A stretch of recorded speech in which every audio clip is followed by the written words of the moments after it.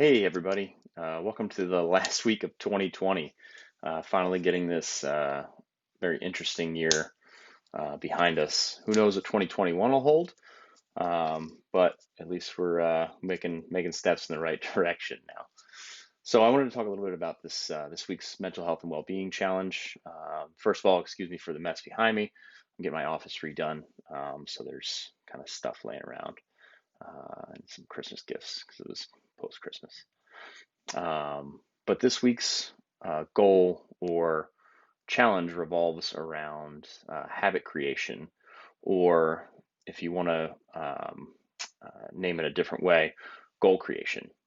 So the first quarter of the year, between January and March, we're going to work towards three goals. And the challenge this week is to identify those goals, write them down, and then write 7 to 10 steps in order to get towards that goal. And I'll cover a little bit more about that as we get into this. So I read an article the other day. I'm going to link it below here, and I'm also going to send it out via email. It's called 18 Tricks to Make New Habits Stick.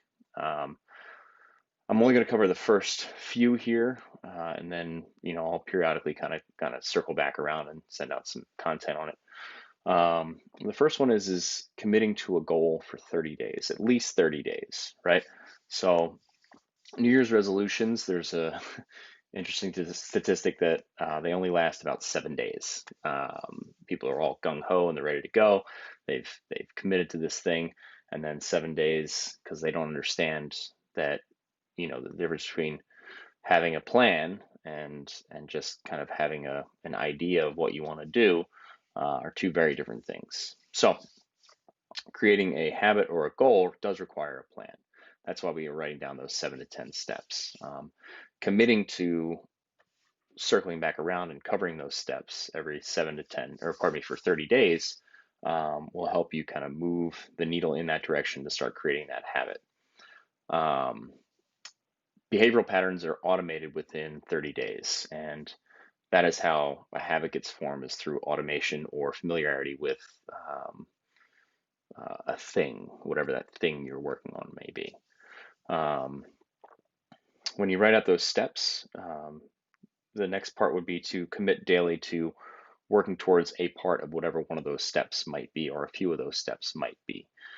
Maybe your goal is to run, is to, I don't know, work out or eat well or whatever for those 30 days. So looking at what your steps are, being able to apply it directly to each individual day and actually actively work on something will definitely help create commitment. And the final part that I'm going to cover today is it's very easy for us to look at this big, scary picture of a habit that we want to create or a goal and just think, all right, I'm going to attack it. And then you start attacking it. And then that 7 days comes and you realize that it's a lot harder than you thought it was because you don't have a plan, and then it falls off, right? So the old adage of how to eat an elephant one bite at a time, that's how I want you guys to kind of approach this. So yes, I want you to write down that big, scary goal or habit that you're trying to create or achieve. But then I want you to kind of like put that to the wayside and then look at your 7 to 10 steps that you're going to take on a daily basis to commit to moving towards that goal. And as we knock those off, it's an easy check mark, right? Or if we have to circle back around, we at least have those written down. Or if we fall off track, right? Because that might happen as well. If we fall off track, we have a place that we can pick back up at. If you don't write down those steps, you're kind of left blowing in the wind. And once again, I covered it in the notes.